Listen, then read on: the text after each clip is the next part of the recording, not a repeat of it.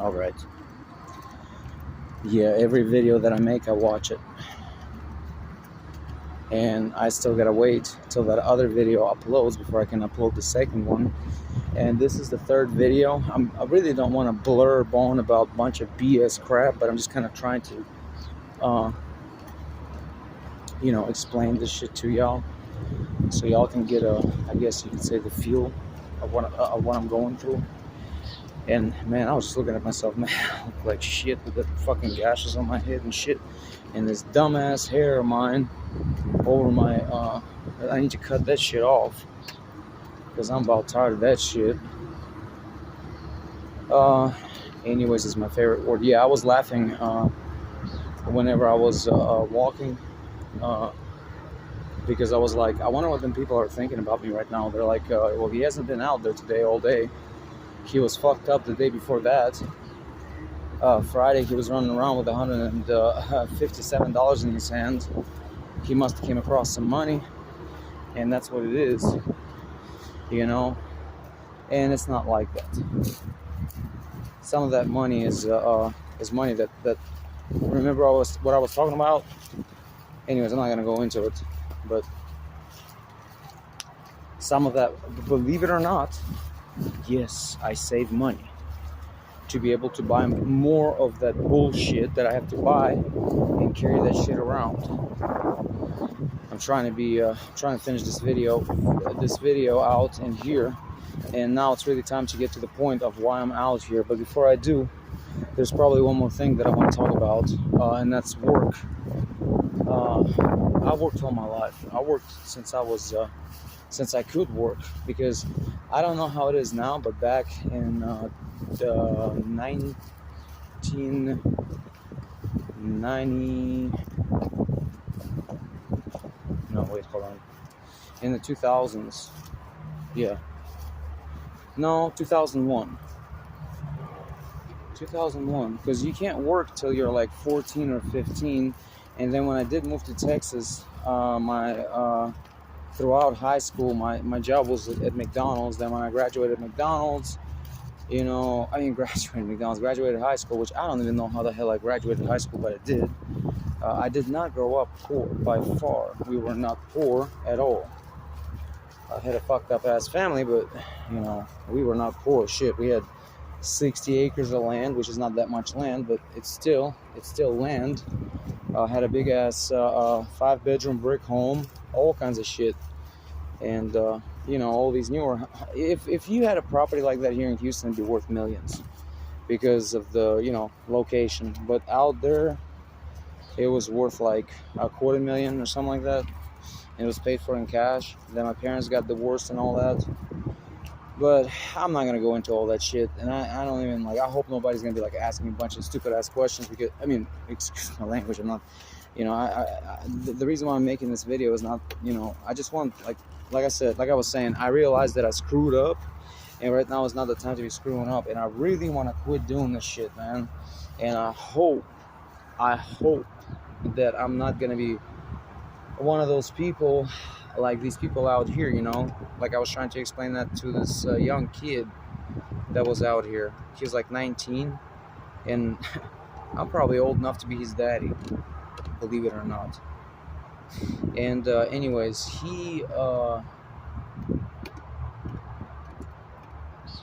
he's on that same shit that I'm on, but he's a little bit different. He's Oxycontin, and I'm not gonna say his name or whatnot, but first time I met him, he pulled up. Like I said, I'm not trying to self-incriminate myself, but he asked me for a cigarette.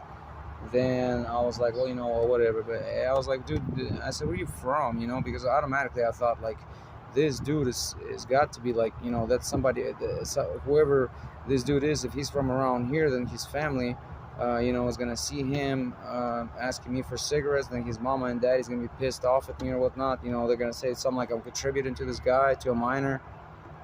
I just gave him a cigarette. Shit, back in, what was it, 2005, when I turned 18 or something like that. You could buy cigarettes when you're 18, and the alcohol was 21. Now they changed that, I guess, a few years back.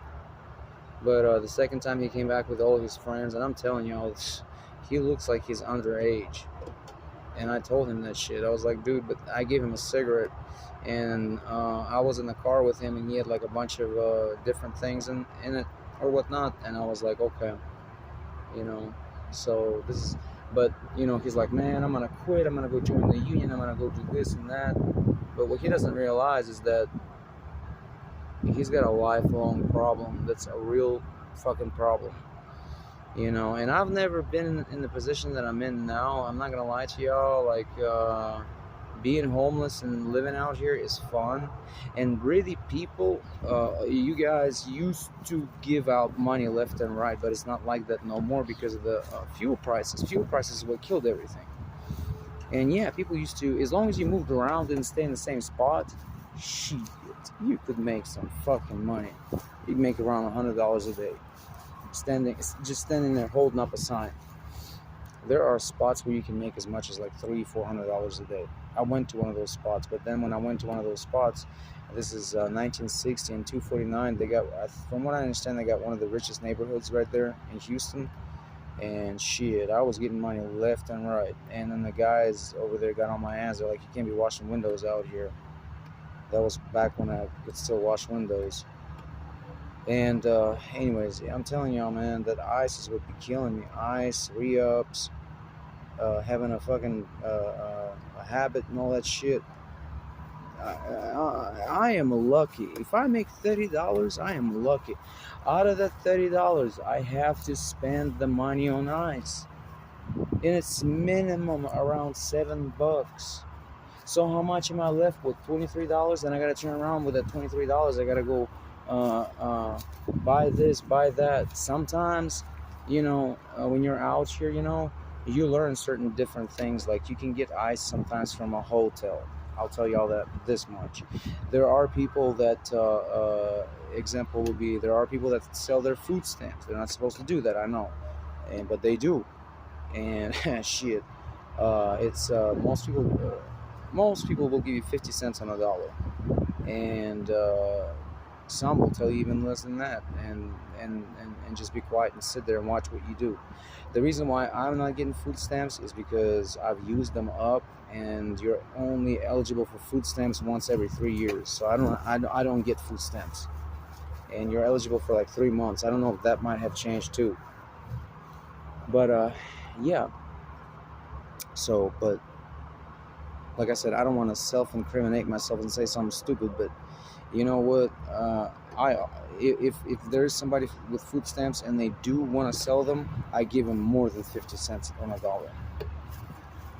I'll tell y'all like that, So, and sometimes even after that, them goddamn drinks brought me nothing but hate from the homeless people. They hate me. Then like I was just talking to one of my buddies, he was just so, like when I came up to him, when I was just talking to him, he had like this shitty ass face. He does the same shit that I do pretty much, but he works the other corner, and he's back now for a little bit to work these corners. And like I said, he was the one that was telling me that the reason why he's not making any money, the reason why he's making like $2 or $3 a day is because God does not want him to have money, which is complete fucking bullshit. It has nothing to do with God, and I'm not even gonna go into that shit. But yeah, I asked him, I said, are you sick? And they're all gonna tell you yes. I don't usually tell people yes unless I am, but automatically yes, because you can tell, like, because they'll start, you start to hunch over, you start to have like this shitty ass look on your face. That's when you know that you're getting dope sick. There's another guy like that too, and I'm telling you, man, like,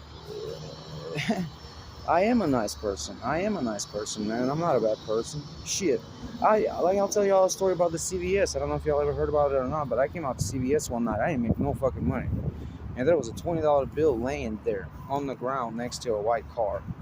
I think I made that whole entire day. I made like $13, $14 or something, selling sodas at that. And anyways, I come out there, and there's a $20 bill laying next to this car. I pick it up. I go inside. I yell, basically telling them who drives the white I think it was a white Toyota and something else. And nobody replied, nothing. I looked around and I walked back out and the car was gone. And I think those people just kind of, how everybody's paranoid and they're scared of me. They just burned out of there, without even finding out what I wanted from these people. But yeah, I had their $20 bill. I was gonna give it back to them, but they burned off. So yeah, this other guy, y'all know him. I'm not gonna say his nickname or anything. I'm not gonna say no names, but I can describe him to y'all. He's another white dude. He's got long, curly, blonde hair. He's a little bit bigger than I am. He's always out there running around. Always got his hands together like he's praying or something. And he himself, I've talked to him and shit, and he gets sick. But he doesn't do the shit that I be doing, but he gets sick from alcohol, believe it or not. There are people that will that when they drink, they like it so much, it's like heroin to them, or whatever, or Xanax. Because all those drugs, opioids, Xanax, and alcohol, they go hand in hand. If you do those, I've never been sick from alcohol. I've never been sick from Xanax. I always fucking hated Xanax anyways. Never done shit to me. And then there's, of course, the good old opioids that I just so love. Golden to me. So like I said, I'm going to slowly start getting into the reason why I'm out here. But this guy here, he won't talk to you. First time I met him, I was like, what a fucking dick. But then I realized why he won't talk to you, because he's sick and he's out there running around hunched over and shit. And shit, I've given this dude $3 before. I've given him some, he told me he used to be addicted to heroin and shit like that. Well, shit. I gave him some shit before, and I gave him some shit 2 times before, and I gave him some shit a couple of nights ago. And then he's talking about, well, I don't really have a real friend and stuff. And so Saturday, he comes up to me, talk to me about something like, do you have any shit? And shit, I told him, yeah, I do. Obviously, like I said, I don't have that shit on me. I never carry it on me. I never carry it in my car, none of that shit. I have, I'm not going to go into it, but anyways.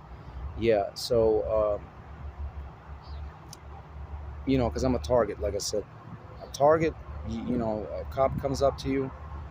Shit, paramedics were doing that shit to me. That's a different story, too. So, anyways, the reason why I'm doing, look, y'all, anyways, my favorite word.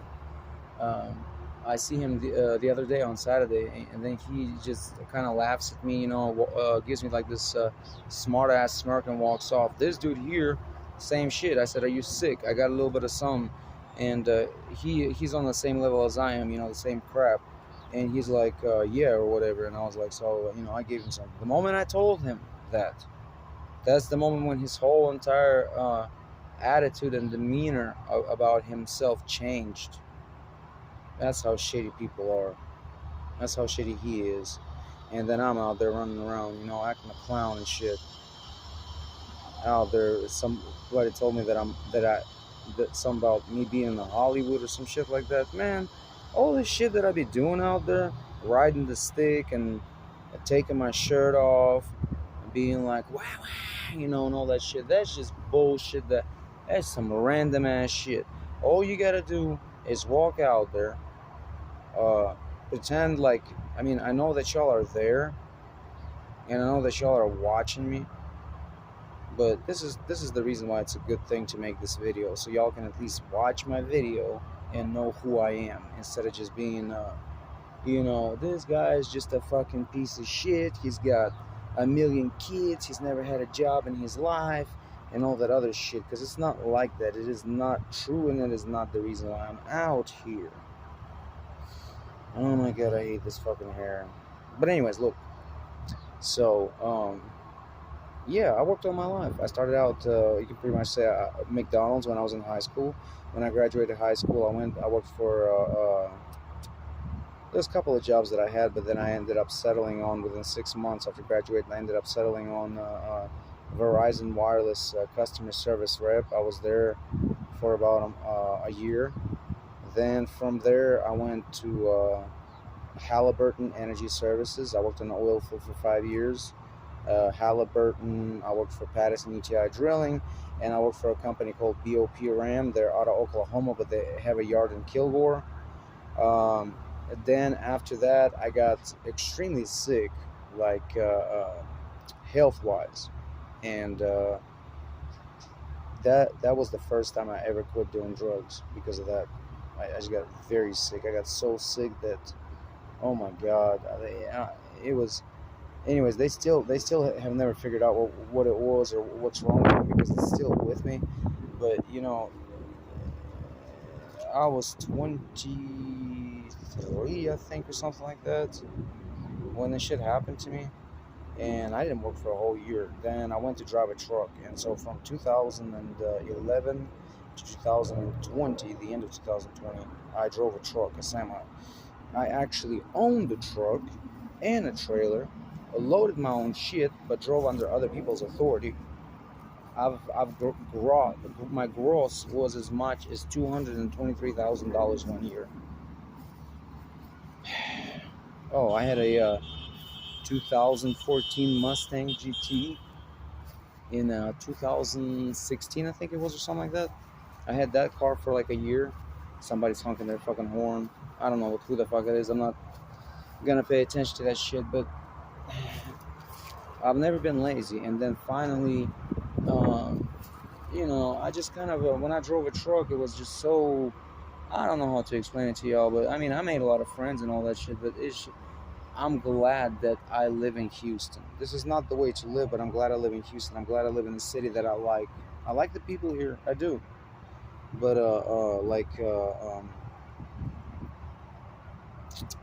I quit my job. I got my CDO, basically, suspension lifted. It's back on it. And I left for about a week and a half, and then I came back and I said, fuck that shit. I'm not doing that crap. And, I was still sick, coming down off the shit or whatever. Came back, got back on it. So it was January the 29th of this year that I quit my job. By February something, I came back, and I've been off and on. And when I tell you people that, another thing is, like I said, yeah, there's going to be one more video after this one, but when I tell y'all I would much rather be out here panhandling, living under the bridge or whatever, what else not, I mean that. I mean that 100%. And this is bullshit, what happened today, but it's not nobody else's fault but my own. Now I'm starting to get kind of paranoid, y'all. And I'm feeling it, the time is ticking. I'm fixed to run out of time. Anyways, and yes, there has been a couple of times when my mama sent me some money, but even then, it wasn't even that much.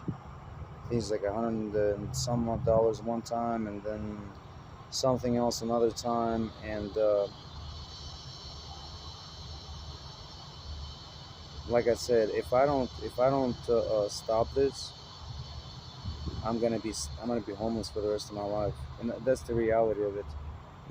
It's all hee hee ha ha thing, and I am having fun, running around, telling y'all stories, doing stupid shit, But it's yeah, I don't know. I know that once you get the older you get, the more uncomfortable it gets, and the more you want a couch and an air conditioning and the air conditioning and all kinds of shit. And I don't want to be homeless for the rest of my life. But this shit that I'm addicted to, listen, I can't just quit this shit.